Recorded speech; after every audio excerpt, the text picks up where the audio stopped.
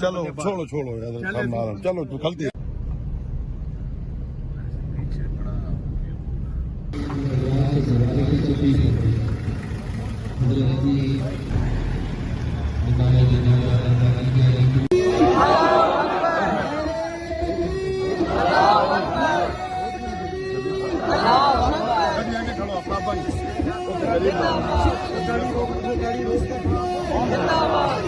گاڑی آگے لے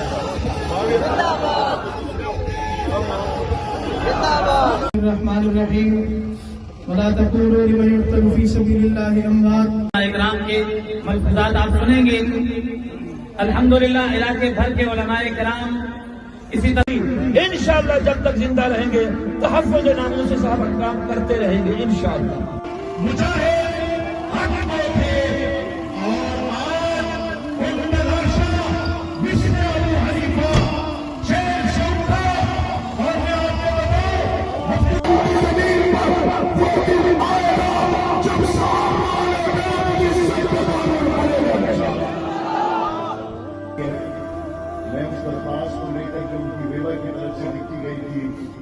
چیف سیکرٹری کے پاس گیا, اس وقت کی وزیر اعلیٰ کے پاس گیا, لیکن افسوس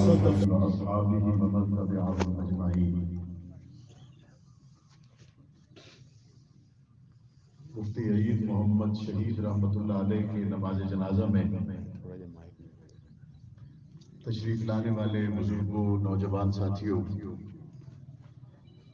آپ ایک ایسے شخص کے جنازے میں موجود ہیں جس نے امیر عظیمت سے ایک وعدہ کیا اور خون کے آخری قطرے تک اور نکلنے والی آخری سانس تک اس کو پورا کر دکھایا.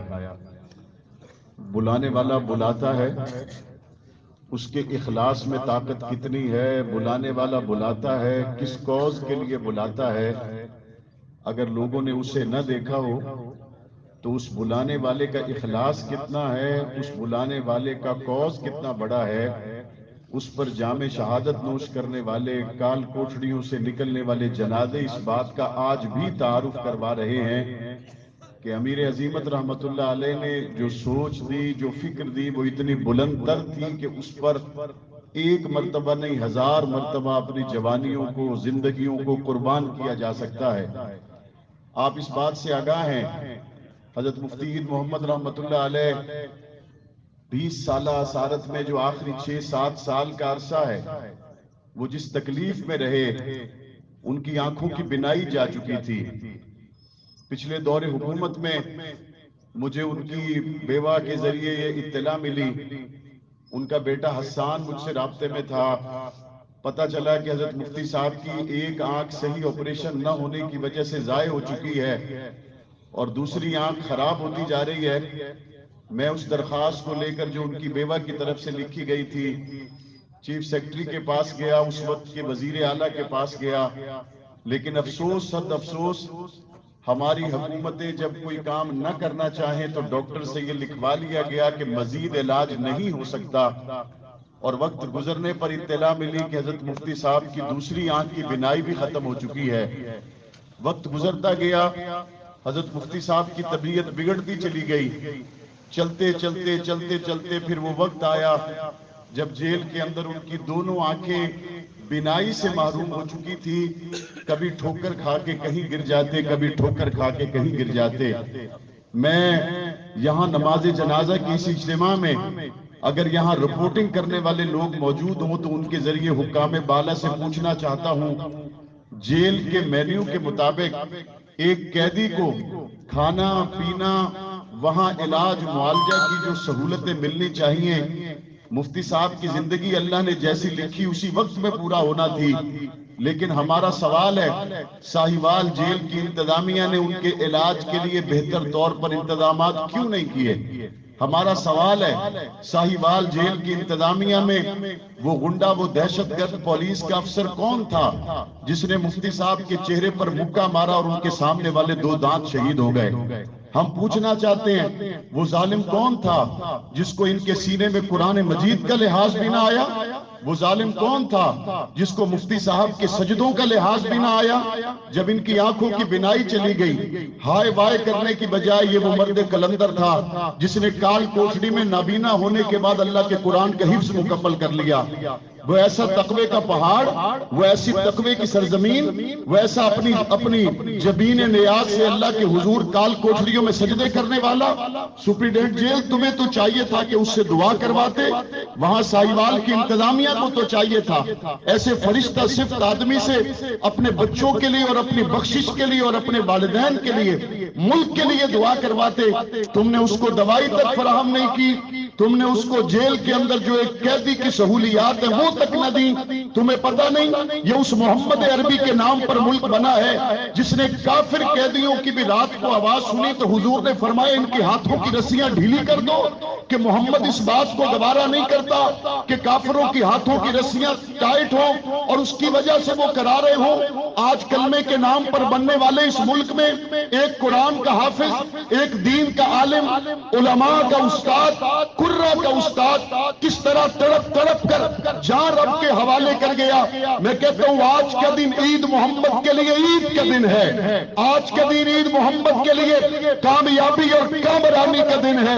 وہ تو تکلیفوں سے آزاد ہو کر اپنے رب کے حضور پیش ہو گیا، وہ تو تکلیفوں سے آزاد ہو کر اپنے رب کو راضی کر گیا، لیکن بتاؤ حکمرانوں تم قیامت کے دن محمد کے اس غلام کو کیا منہ دکھاؤ گے؟ اور میں اس سے آگے بڑھ کے کہنا چاہتا ہوں ایسا نہیں ہے کہ مفتی عید محمد آخری قیدی تھے ساہیوال جیل کے جن کی اس طرح سے موت واقع ہو گئی اور وہ شہادت کے بعد جیل سے آئے اور آج ہم ان کی نماز جنازہ ادا کرنے جا رہے ہیں۔ ساہیوال جیل میں اور بھی بڑی تعداد میں قرآن کے حافظ، میں واضح طور پہ کہنا چاہتا ہوں اگر ساہیوال جیل میں پاکستان کا کوئی دشمن موجود ہے ہم ہرگز اس کے سفارشی نہیں ہیں۔ اگر ساہیوال جیل میں ملک سے لڑنے والا کوئی شخص موجود ہے ہم اس کے ہرگز سفارشی نہیں ہیں، لیکن اگر ساہیوال جیل میں ختم نبوت کے پروانے، صحابہ اہل بیت سے محبت کرنے والے آج کچھ تنگ و تاریک کال کوٹڑی میں علاج معالجے کی بنیادی سہولتوں سے محروم اپنی زندگی کے شب و روز گزار رہے ہوں، مفتی عید محمد کے جنازے میں آنے والوں میں آپ سے بھی کہنا چاہتا ہوں اگر آپ اتنی تعداد میں صرف جنازے کے لیے آتے رہیں گے ہو سکتا ہے کل پھر ایک اور جنازہ آ جائے۔ ہمارا مطالبہ ہے ساہیوال جیل میں ناموس صحابہ و اہل بیت کی نسبت کی وجہ سے جتنے پاکستانی محب وطن قید ہیں ان کو وہاں سے نکال کر ان کے علاقے کی جیلوں میں منتقل کیا جائے، ورنہ ہم صرف جنازے پڑھنے کے لیے نہیں اسی مجمع کو اپنے قیدیوں کو لا کر مقامی جیلوں میں منتقل کرانے کے لیے صرف جنازوں کے لیے نہیں دھرنوں کے لیے بھی آنا پڑا تو آئے۔ ہم صرف جنازے پڑھنے کے لیے نہیں رہ گئے، ہم صرف جنازوں کو کندھا دینے کے لیے نہیں رہ گئے۔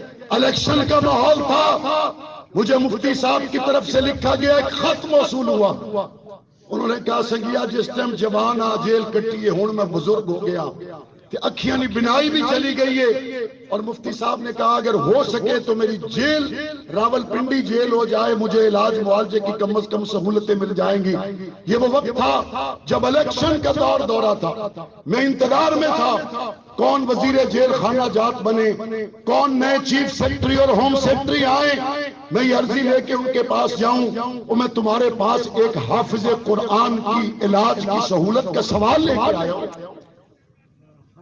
نواز شریف بیمار ہو جائے تو علاج کے لیے دوسرے ملک جیل سے نکال کے جا سکتا ہے، اس ملک میں زرداری کے پیٹ میں درد ہو جائے دوسرے ملکوں کے ہسپتال ان کے لیے دروازے کھل جاتے ہیں، جیل کے قوانین میں بھی نرمی آ جاتی ہے، لیکن اس ملک میں حافظ قرآن دین کا عالم ابو بکر صدیق کی عزت کی بات کرنے والا کہتے میری آنکھ ضائع ہو گئی ہے علاج کروا دو، کہتے کوئی ضرورت نہیں۔ اس ظلم کو برداشت نہیں کیا جا سکتا. حکام حکومت کو تمہیں جواب دینا ہوگا، دنیا میں بھی جواب دینا ہوگا، آخرت میں بھی جواب دینا ہوگا. مفتی محمد صاحب آپ نے میرے لیے پیغام بھیجا. میں بہت کم علم اور چھوٹا سا کارکن ہوں، اس تحریک کا سب سے ادنا رضاکار ہوں، لیکن یہ میرے لیے اعزاز کی بات تھی کہ تنگ و تاریک کال کوٹھڑی میں آپ کی امید کی نظر گئی تو مجھ پر گئی.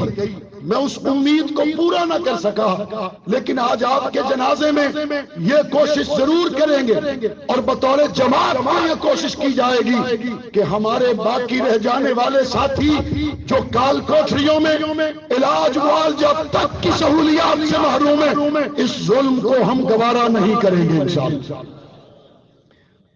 مولوی حسان صاحب موجود ہیں، یہاں تشریف لانے والے بزرگ نوجوان موجود ہیں، مفتی صاحب کے رشتہ دار موجود ہیں. یہ صرف کسی ایک خاندان اور علاقے کا غم نہیں ہے، یہ عالم اسلام کا غم ہے. مفتی صاحب چلے گئے، امام ابو حنیفہ کو دیکھا تو کسی نے نہیں، لیکن آج تک بات اسی طرح کھڑی ہے کہ جنازہ جیل سے نکلا تھا اور دن قیامت کا آ جائے گا، دنیا کہتی رہے گی عید محمد کا جنازہ جیل سے نکلا. اور اگلی بات میں عرض کرنا چاہتا ہوں، یہاں موجود بڑی تعداد میں وہ لوگ بھی ہیں جنہوں نے مفتی صاحب کو دیکھا ہوا ہی کوئی. کون ہے جنہوں نے دیکھا ہوا ہی کوئی نہیں تھا؟ یہ دیکھیں بڑی تعداد ہے جنہوں نے دیکھا ہوا ہی کوئی نہیں. یہ میسیج ہے، یہ پیغام ہے کہ یہ مشن اور کاز شخصیات کا محتاج نہیں ہے. اگر یہ شخصیات کا محتاج ہوتا تو صرف دیکھنے والے آتے. اندیکھے آئے ہیں تو گنبد خضرا کی وجہ سے آئے ہیں، اندیکھے آئے ہیں حرمت اصحاب رسول کی وجہ سے آئے ہیں. انشاءاللہ پاکستان کی زمین پر وہ دن آئے گا جب صحابہ علیہ بیت عزت کا قانون بنے گا انشاءاللہ. نہ یہ جنازہ آخری ہے اور نہ یہ پہلا ہے، یہ سفر ہم کرتے آئے ہیں اور گنبد خضرا کے سائے میں کرتے جائیں گے انشاءاللہ. پرعزم تھے، پرعزم ہیں، پرعزم رہیں گے، پرامن تھے، پرامن ہیں، پرامن رہیں گے. اللہ تعالی ہم سب کا حامی و ناصر.